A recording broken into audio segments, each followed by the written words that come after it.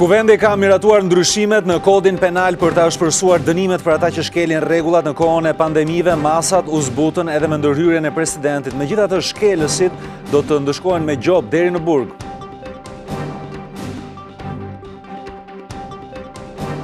Rritet sërish numri të prekurve me koronavirus, 24 raste të reja u regjistruan në 24 orët e fundit me Shkodrën që ka numrin më të lartë. Rritet në 26 dhe numri viktimave pasi një grua humbi jetën sot në spitalin Shefqet Ndroqi.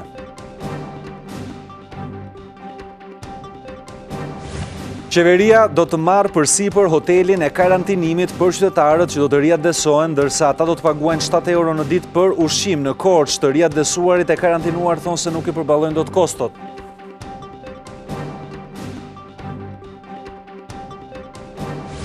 Organizata botërore e shëndetësisë thotë se Europa është në qendër të stuhisë së koronavirusit dhe se java e ardhshme është faza më kritike. Në Shtetet e Bashkuara, presidenti Donald Trump thotë se do të hapë ekonominë pasi piku ka kaluar. Koronavirus nuk dëmton vetëm mushkrit, një grup studiuesish kinez dhe amerikan thonë se kanë konstatuar dëmtime edhe në organet të tjera të pacientëve të infektuar me COVID-19 si zemra dhe veshka.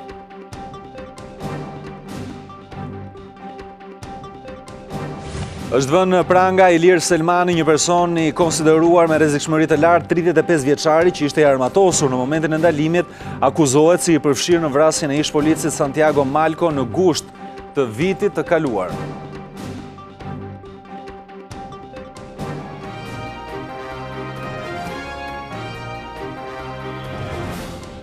Më mbrëma, mirë se vini në lajmet e televizionit Klan, edicionin e orës 19:30 do të jemi bashkë për zhvillimet kryesore. Kuvendi ka miratuar ndryshimet që u bën në kodin penal për ta shpërsuar dënimet për të gjithë ata të cilët shkelin rregullat në kohën e pandemive. Masat u zbutën edhe me ndërhyrjen e presidentit, megjithatë shkelësit do të ndëshkohen me gjop deri në disa vite burgim. 88 pro 13 kundër, një abstenim. Në këtë mënyrë, parlamenti i hapi rrugë dënimeve në kodin penal që parashikojnë masa ndëshkuese për çdo që shkel rregullat shtetëror në rast të pandemie. Seanca u zhvillua në masa të repta sigurie, ku pasi kaluan kontrollin e mjekëve të pajisur me maska e doreza në një distancë 1.5 metër, deputetët u ulën në sallën e kuvendit, duke kërkuar mbështetjen e opozitës, një pjesë së cilës votoi kundër ashpërsimeve. Kryeministri shpjegoi arsyet që sipas tij diktuan maxhorancës ndërhyrjet e menjëhershme në kodin penal. Është i vetmi kod penal në Europë, nga perëndimi lindje, që nuk ka asgjë. Ka, po, vetëm për kafshët. Si karantinohen kafshët. E para njëherë këto masa nuk janë për gjithmonë. Këto masa janë vetëm për kozgjatjen e gjendjes së fatkeqësisë nga epidemia. Janë për tani dhe për javët apo muajin vim, dhe aty mbaron efekti i tyre dhe janë në kod nëse larg qoftë do të ndodhi një herë tjetër. Por modeli i ndjekur sipas Ramës nuk ka asnjë ndryshim nga i vendeve europiane. Danimarka, ç'a është diktaturë? 3 vjet, 6 vjet, 8 vjet dënime. Slovakia, ç'a është diktaturë? 3 vjet, 5 vjet, 10 vjet. Burg, po Italia ç'a është? Që ka burgim të përjetshëm. Këto dënime vinë në një kohë kur qeveria parashikon lehtësim të masave të ndërmarra, për të cilat Rama tha se po hartohen protokolle të detajuara.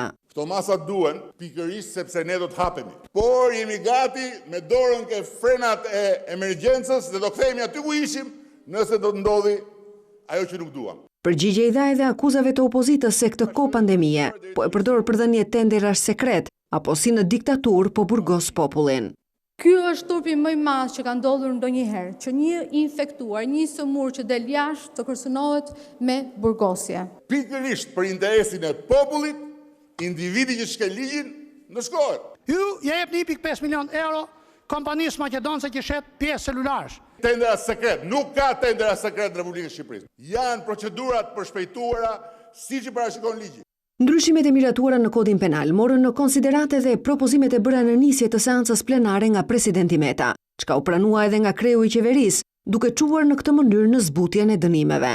Jemi harmonizuar përmes ekspertëve të parlamentit dhe të zyrës juridike të presidentit dhe po ashtu me grupet e tjera parlamentare është arritur një përfundim që mendoj adreson edhe shqetësime legjitime të shprehura nga faktorët e tjerë.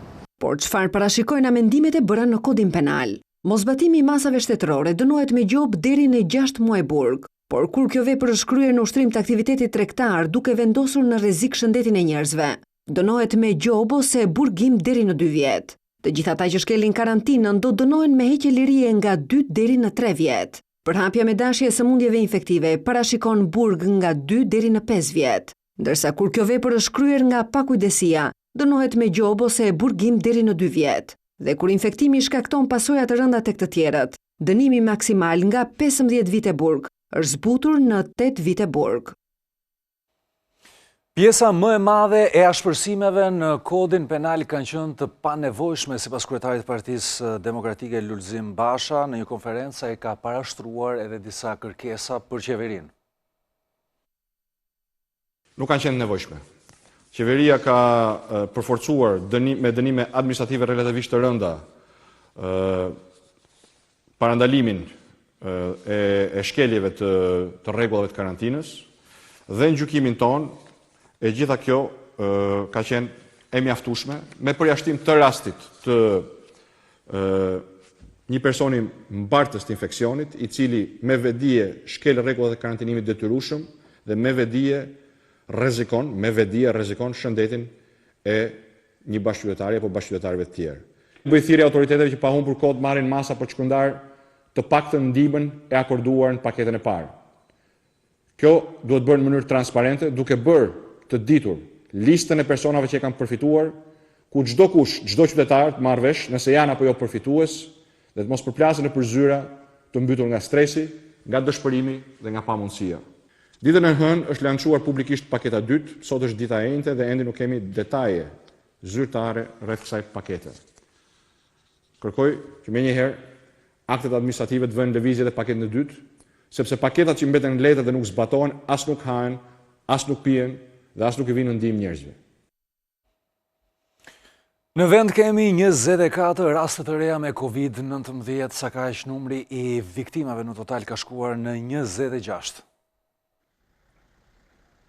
24 personat e infektuar nga koronavirusi janë zbuluar në 24 orë të fundit nga analizat laboratorike të Institutit të Shëndetit Publik. Shkodra ka shënuar sërish numrin më të lartë të rasteve. Janë konfirmuar me COVID-19 24 raste, të cilët kanë qenë 12 nga Shkodra, 3 nga Tirana, 3 raste nga Kuksi, 3 nga Fieri, 1 rast nga Korça, 1 rast nga Kavaja, dhe 1 rast tjetër nga Mallakastra. 6 prej tyre kanë qenë personel shëndetësor. Deri në këto momente janë testuar 4.827 persona dhe prej tyre janë konfirmuar me COVID-19 518 raste.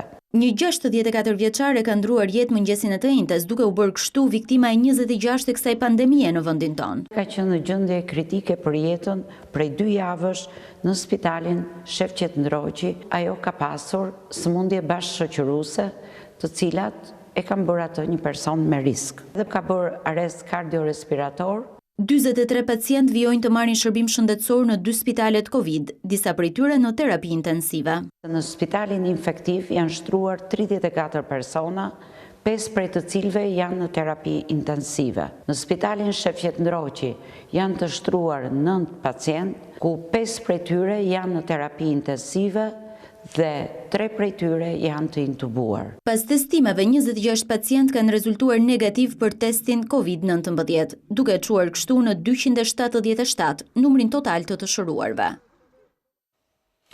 Një punonjës i burgut 313 ka rezultuar pozitiv me COVID-19. Lajmin e konfirmon Drejtoria e Përgjithshme e Burgjeve, e cila sqaron se personi nuk ka pasur kontakt me asnjë të burgosur dhe se ka mbajtur distancën edhe me kolegët. Punonjësit që kanë qenë në kontakt me të infektuarin janë testuar dhe kanë rezultuar negativ, por do të vazhdojnë karantinimin 14 ditor. Drejtoria e Burgjeve hedh poshtë lajmet se janë infektuar me COVID-19 dhe 2 punonjës të burgut të Shkodrës, ndërsa thekson se në të gjitha institucionet e vuajtjes së dënimeve janë marrë masa strikte të ruajtjes së distancës, pastrimit dhe dezinfektimit. Qeveria do të marrë përsipër hotelin e karantinimit për personat të cilët të ria dësohen. Ato do të paguajnë biletën e avionit dhe koston prej 7 eurosh për ushqimin. Qeveria ka përgatitur sistemin online, i cili jep mundësinë e rezervimit të gjithë qytetarëve shqiptar në të gjithë globin që të riadhesohen. Në një komunikim për mediat, Ministra e Infrastrukturës dhe Energjisë Belinda Balloku tha se pagesën e akomodimit në hotele për karantinimin 14 ditor do ta paguajë qeveria, ndërsa qytetarët do t'i japin në total 98 euro ose 7 euro në ditë vetëm për ushqimin. Ajo sqaroi se edhe bileta e avionit është me çmim të arsyeshëm. Çmimi i biletës së avionit varion sipas numrit të miljeve të fluturimit dhe aeroportit kur Air Albania do të ulet. Por ju sigurojmë se Air Albania do të aplikojë çmime minimale, thjesht për të mbuluar një pjesë të kostove të këtyre fluturimeve. Bileta nga Roma në Tiranë kushton 100 euro. Air Albania nis fluturimet të shtunën drejt Romës, ndërsa riadhesimet do të bëhen edhe nga Milano, Bari, Frankfurti, Parisi dhe Londra. Destinacionet që sapo njoftova janë pika kyçe, që ju japin mundësi dhe qytetarëve të tjerë që ndodhen në Europë, Amerikë, Kanada e gjethe për t'i aksesuar. Në faqen e internetit airalbania.com.al është ndërtuar një rubrikë riadhesime. Aty duhet të zgjidhet hoteli transformuar në karantinë COVID-19 dhe të zgjidhet dhoma e qëndrimit. Pasi të kryhet pagesa, më pas duhet të bëhet rezervimi i biletës. Kushtet e kthimit në Shqipëri dhe të qëndrimit në hotele do të jenë brenda të gjitha masave të sigurisë, me qëllim parandalimin e përhapjes së virusit. Personat e kthyer nga Greqia dhe nga Maqedonia e Veriut janë duke hasur në vështirësi kryesisht ekonomike për të paguar karantinimin 2 javor. Ka shkuar në 139 numri i qytetarëve shqiptar që janë kthyer ditët e fundit nga Greqia dhe Maqedonia e Veriut, të cilët janë karantinuar në hotelet e Korçës dhe Pogradecit. Shumica e të kthyeërve janë në vështirësi ekonomike dhe kanë të pamundur të paguajnë qëndrimin në hotel, ku vetëm për fjetjen ju duhet të paguajnë 1200 lekë çdo natë. Sigurimi i ushqimit mbetet gjithashtu problem, sidomos për qytetarët e zonave të tjera të vendit, për të cilët është kërkuar edhe ndihma e bizneseve. Çdo qytetar që thotë unë nuk kam mundësi, i është afruar një ushqim, sigurisht nga ato ushqime që mundet në hotelet. Personat e kthyer nga vendet fqinje ju kanë kërkuar autoriteteve lokale të testohen dhe më pas të vazhdojnë karantinën në shtëpitë e tyre, por këta të fundit janë të vendosur për të zbatuar kërkesat dhe kushtet e karantinës sipas përcaktimit të ligjit. Po bëjmë të gjitha përpjekjet të lidhemi me familjet e tyre, me bashkitë, me prefekturat, që dhe ati ku janë të dërgojnë. Prefektura e Korçës ju ka kërkuar bashkive prej nga vind të kthyerit të shohin mundësinë për të marrë përsipër faturën e karantinimit për qytetarët që janë pa të ardhura dhe ju përkasin shtresave në nevojë. Në aktin e dytë normativ të rishikimit të buxhetit, qeveria ka zgjeruar huamarrjen në $420 milion. Ajo ka shkurtuar disa shpenzime dhe në anën tjetër ka rritur fondin rezervë për përballimin e situatës së pandemisë. Qeveria ka rritur shumën e borxhit dhe ka shkurtuar shpenzimet e veta në aktin e dytë normativ të buxhetit, i cili mundson aplikimin e paketës së zgjeruar ekonomike për bizneset dhe individët e mbetur të papunë. Stoku i borxhit publik është rritur me $420 milion që prej buxhetit fillestar, ku më shumë se gjysma e kësaj shume, 260 milion, janë parat të aktivizuara nga garancia sovrane, të cilat përdoren vetëm në momentin që kompanitë e kredituara për situatën COVID-19 nga bankat nuk do të arrijnë të paguajnë këstet e kredisë. Qeverisjes qendrore janë shkurtuar në total $55 milion shpenzime, ku $10 milion hiqen nga zëri investimeve publike, ndërsa pjesa tjetër janë shpenzimet e anulluara për mirëmbajtje dhe pagesa të shtyra të disa kontratave koncesionare. Buxheti ka shtuar fondin rezervë që menaxhon Këshilli i Ministrave, duke çuar në total në $162 milion, 135 milion prej të cilave do të shkojnë për paketën sociale dhe $27 milion do të jenë për raste emergjente dhe marrje masash për parandalimin e pandemisë. Në ndryshimin e dytë të buxhetit, ekzekutivi ka mbajtur të njëjtin projekcion për të ardhurat, të cilat i rishikoi me ulje në aktin e parë. Rakordimi i tyre do të bëhet i plot në fund të qershorit, kohë kur pritet që pandemia të jetë zbutur ndjeshëm. Vetëm për muajin mars të ardhurat nga taksat ranë me $66 milion, krahasuar me marsin e vitit të kaluar, ndërsa u tkurrën me $83 milion nga plani fillestar. Industria e fasonëve ka mbështetur 2 masat e marra nga ana e qeverisë për rritjen e fondit garancisë sovrane për kapital qarkullues dhe marrjen përsipër të pagesës së interesave. Por ajo kërkon që përveç këtyre masave, qeveria të hartojë një procedurë të përshpejtuar në mënyrë që punonjësit e larguar nga puna të përfitojnë pagesën e papunësisë, pasi një pjesë e kompanive i kanë mbajtur në punë me shpresë se një pjesë të pagës së tyre do ta merrte përsipër shteti. Në një letër drejtuar kryeministrit, shoqata kërkon dhe heqjen e taksës së pronësisë dhe tatimit të qeras. Organizata botërore e shëndetësisë thotë se Europa është në qendër të stuhisë dhe që java e cila pritet që të hyjë do të jetë ajo më kritike. Europa është në qendër të stuhisë së pandemisë së Covid-19 dhe java e ardhshme është faza më kritike për kontinentin. Janë këto fjalë dhe kreu të OBSH-s për Europën Hans Kluge, i cili gjatë një deklarate online u bëri thirrje vendeve anëtare të solidarizohen dhe të bashkëpunojnë ngushtë për ta nxjerrë kontinentin nga kjo stuhi. Duke komentuar lehtësimin e masave që po bëjnë disa vende anëtare si Spanja, Italia, Gjermania, Austria e të tjerë, Kluge bëri thirrje për kujdes, duke konsideruar këtë fazë si tepër të paqartë dhe komplekse për pasojat që mund të sjellë. Bashkimi Evropian numëron rreth 1 milion të prekur, gjysmën e totalit të gjithë globit, ndërsa numri i përgjithshëm i viktimave ka arritur në mbi 86.000. Vendet më të prekura mbeten Spanja dhe Italia, ku pandemia është nën kontroll. Këtë të njëjtën në Spanjë u shënuan 551 viktima, 28 më shumë se një ditë më parë, por gjithsesi një shifër e qëndrueshme. Ndërsa Italia numëroi 525 viktima, 53 më pak se të mërkurën. Shtetet e Bashkuara kanë megjithatë numrin më të lartë të prekurve dhe viktimave si një vend i vetëm. Pavarësisht kësaj, presidenti amerikan Donald Trump tha se piku është e kaluar. Ai pritet të shpallë masa lehtësuese për riaktivizimin e gjithë ekonomisë së vendit, edhe në shtetet federale ku aplikohen masa bllokuese. Guvernatori i New Yorkut, Andrew Cuomo, rajoni të cilit ka gjysmën e të prekurve në shkallë kombëtare, tha se do të kërkojë vendosjen me detyrim të maskave nga popullsia. I gjithë globi numëron mbi 2 milion të prekur prej fillimit të pandemisë, çereku i të cilëve janë shëruar dhe mbi 141.000 kanë humbur jetën. Ish kryeministri grek Alexis Tsipras e ka kritikuar qeverinë e vendit të tij për vendimet që ajo ka marrë për të përballuar pandeminë. Ish kryeministri grek Alexis Tsipras ka kritikuar qeverinë Mitsotakis për masat e marra për pandeminë, kryesisht për paketën financiare, ndërsa ka zhvlerësuar rregullat e vendosura prej saj për karantinën. Në një intervistë për televizionin Kontra Channel, i pyetur për kufizimet e vendosura nga qeveria, ai mori si shembull qeverinë shqiptare duke thënë se si pasojë shtrëngimeve, Shqipëria ka një numër të ulët viktimash.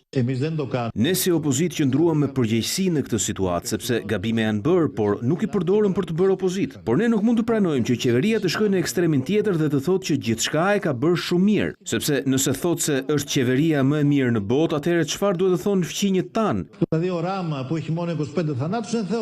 I bie që zoti Rama që ka vetëm 25 vdekje është perëndi. Greqia ka mbi 100 viktima dhe mbi 1200 të prekur nga Covid-19. Është vendi me numrin më të lartë në rajon. Tsipras tha se opozita e drejtuar prej tij nuk do të përpiqet të përfitojë politikisht në këtë situatë, pasi në një kohë krize është e gabuar të bësh llogari politike. Por kritikat më të forta ai i pati për paketën ekonomike. Ai tha se nëse qeveria nuk merr masat e duhura, atëherë Greqia do të ketë një recesion të thellë sipas parashikimeve të FMN-s, me një rritje ekonomike minus 10%. Shojmë tani me njerë se çfarë po ndodh në Kosovë, në Prishtinë. Lidhemi me kolegen Blerta Dalloshi Berisha. Blerta, të përshëndes. Ka një debat në Kosovë se takon masave për përballimin e pandemisë, por në anën tjetër ka edhe 2 viktima të cilat janë regjistruar gjatë 24 orëve të fundit. Çfarë po ndodh aty? Përshëndetje Drini, po ka arritur në 11 numri i viktimave nga koronavirusi në Kosovë, ndërsa ende nuk janë publikuar rezultatet e sotme, janë gjithsej 423 persona me COVID-19 këtu në Kosovë, derisa nuk ka hasur në mirëkuptimin e kryesisë nisma ligjore e kryetares së Parlamentit Vjosa Osmani në bazë të aktgjykimit të gjykatës kushtetuese të 6 prillit. Për më tepër të ndjekim kronikën në vazhdim. Një grua 73 vjeç dhe një tjetër 71 kanë vdekur gjatë ditës nga koronavirusi në Kosovë. Të dyja kishin edhe sëmundje të tjera shoqëruese, derisa ishin duke u trajtuar në klinikën infektive në QKUK. Numri i personave të vdekur nga COVID-19 ka arritur në 11, ndërsa një grua shtatzën në javën e 28 është në gjendje të rëndë shëndetësore. Pacienta tek ne ka ardhur intubuar natyrisht me probleme mushkëlore bukur të randume. Pa rezultat ka përfunduar mbledhja e kryesisë ku shqyrtua nisma legjislative e kryeparlamentares Vjosa Osmani për projekt ligjin për parandalimin dhe luftimin e pandemisë COVID-19. LDK braktisi këtë mbledhje. Pra kemi një krizë politike e cila mund të zgjidhet në 2 forma. Forma e parë është që të kemi një qeveri të re. Nëse nuk e merr përsipër formimin e qeverisë, atëherë presidenti duhet të detyrohet të respektojë obligimet e veta kushtetuese. Kryeparlamentari Osmani së shpejti pritet të takojë shefat e grupeve parlamentare për të shqyrtuar edhe një herë këtë çështje. Do të shohim tani se çfarë ndodh në Serbi. Aty ka një vatër të nxehtë të infektuarve në Nish. Hidroseferi na jep më shumë detaje. Këta punonjës të spitalit presin të përfundoj procesi i dezinfektimit dhe të kthehen në punë. Këto pamje janë shtuar pasi në shumë institucione ka patur raste të paraqitjes së COVID-19. Serbia ka dhe 4 viktima dhe 445 raste të reja.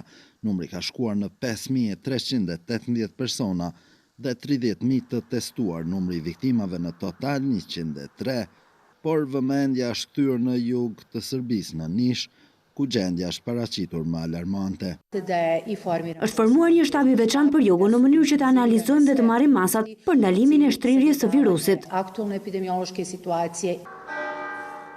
Në prag të festës së Pashkëve, patriarku i rinej besimtarëve u ka thënë të besojnë dhe të mos harrojnë vëllezërit në Kosovë Maltëzi, por në festë të përshtaten pandemisë. Gjithçka që është në dobinë e përgjithshme duhet ta pranojmë dhe ta mbështesim duke ja përshtatur sjelljen tonë. I lutemi Zotit të na nxjerrë nga kjo epidemi dhe rreziqet e ngjashme. 4 ditët e ardhshme, serbët do të luftojnë kundër virusit korona duke qëndruar në shtëpi për 85 orë rresht. Hidroseferi Tv Klan, Beograd. Dhe nga Hidro do të kalojmë tani tek Xhumadia Ibrahimi në Tetov. Janë kolegët e Klan Maqedonisë në sjelljen për ande raportimet vazhdueshme, por kemi një situatë vështirë në Kumanov, apo jo Xhumadia? Po, përshëndetje. Do doja dija cilat janë zhvillimet më të fundit që vinë për ande atëherë. Është vendosur që Maqedonia e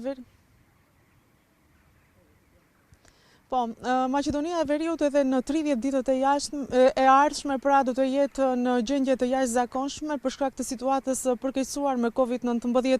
Kështu vendosi Këshilli për Siguri Kombëtare i thirrur nga ana e presidentit të vendit Stevo Pendarovski.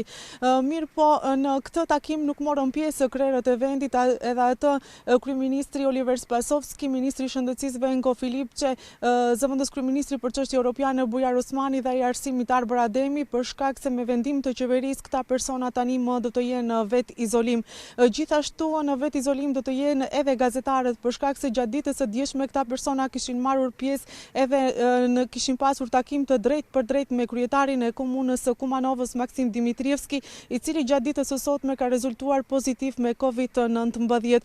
Mirë po, situata vazhdon që të përkeqësohet këtu në Maqedoninë e Veriut. Vetëm gjatë ditës së sotme kemi pasur 107 raste të reja të personave të infektuar me COVID-19, ku numri i personave të infektuar ka arritur në 1081, 44 raste vetëm në qytetin e Kumanovës, ku 20 prej tyre janë punonjës shëndetësor dhe 10 nga këshilli i shtabit të krizës të kësaj komune. Dakor, faleminderit Xhumadia për këtë raportim. Përshëndetemi këtu së bashku, do të flasim për disa të dhëna të reja të cilat kanë dalë tashmë për COVID-19, nuk janë vetëm mushkrit, ato të cilat dëmtohen, por edhe organe si veshkat apo zemra.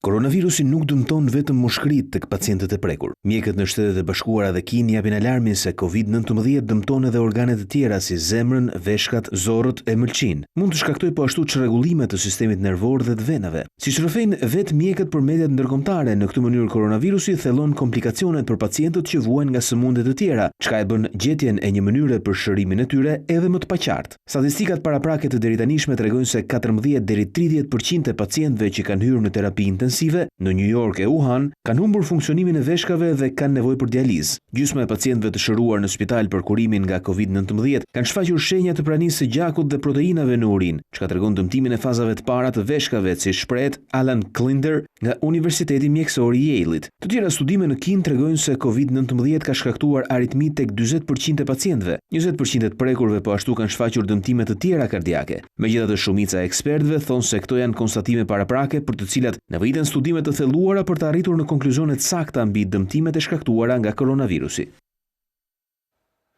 COVID-19 mendohet se ka burimin nga një laboratori virologjisë në Wuhan, kjo thuhet në një dokument që ka dalë nga Departamenti Amerikan i Shtetit.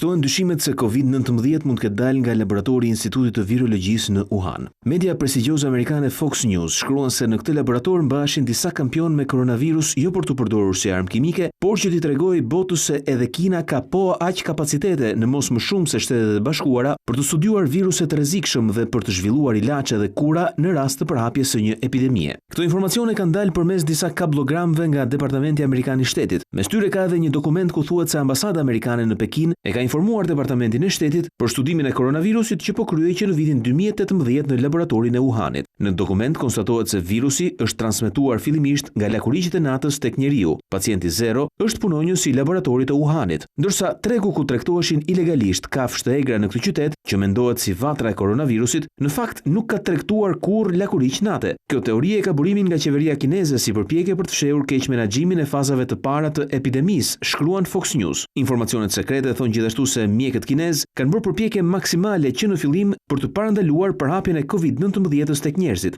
Ekzistencën e një dokumenti të tillë, zyrtarët amerikanë nuk e kanë pohuar dhe as mohuar deri më tani. Presidenti Donald Trump tha në një konferencë për shtyp të mërkurën se autoritetet amerikane po hetojnë për skenare të tilla që po qarkullojnë gjithnjë e më shumë. Monumentet kulturore të cilat ndodhen në kryeqendrat europiane janë totalisht boshatisura aktualisht për shkak të situatës koronavirusit, pamjet që do të ndiqni tregojnë situatën e tyre. Nga Roma në Moskë, monumentet europiane, dikur pjesa më të rrëqëse për turistët, tashmë janë bosh si pasojë e izolimit total për shkak të pandemisë koronavirus. Roma ngjan me një qytet fantazëm. Pamjet që shihni janë të shesheve kryesore para dhe pas pandemisë. E braktisur nga njeriu duket edhe Greqia. Monumentet e mrekullueshme antike janë në qetësi absolute, teksa në sheshin Sintagma në Athinë nuk dëgjohet as zhurma e shatërvanit. Parisi ka heshtur që nga 17 marsi, dita kur hyn në fuqi kufizimet për lëvizjen e lirë. Moska kaloi në bllokim të pjesshëm në fund të marsit dhe banorëve u lejohet të dalin nga shtëpit vetëm për të bler ushqim ose ilaçe në pikat më të afërta. Rrugët e Berlinit janë bosh edhe pse Gjermania është vendi me numrin më të ulët të viktimave. Më shumë se 1.6 milion njerëz në të gjithë botën janë infektuar nga koronavirus dhe 106.259 kanë humbur jetën.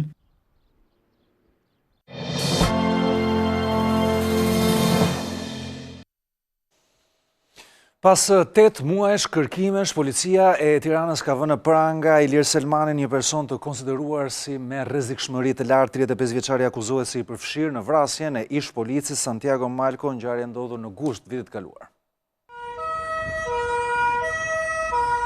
Në një operacion të koduar gjurmimi, policia e Tiranës vuri në pranga Ilir Selmanin, një person të skeduar me rrezikshmëri të lartë shoqërore dhe pjesëtar i një grupi të strukturuar kriminal. 35 vjeçari që shihni në këtë foto ishte në kërkim prej 8 muajsh si një nga personat e përfshirë në vrasjen e ish policit Santiago Malco në gusht të vitit kaluar në rrugën Drini Zeqo në kryeqytet. Ndaj tij gjykata e krimeve të rënda kishte caktuar masën e sigurisë arrest me burg.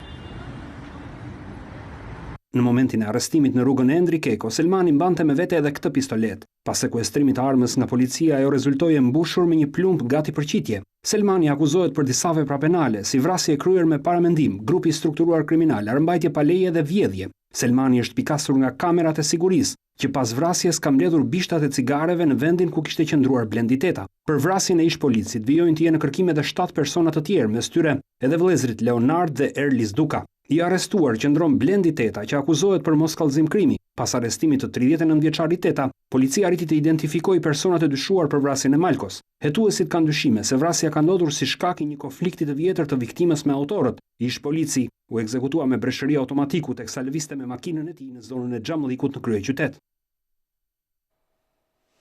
Kemi ardhur në fund të këtij edicioni informativ. Pas parashikimit të motit është emisioni Stop dhe në orën 21 Opinion. Qëndroni me ne.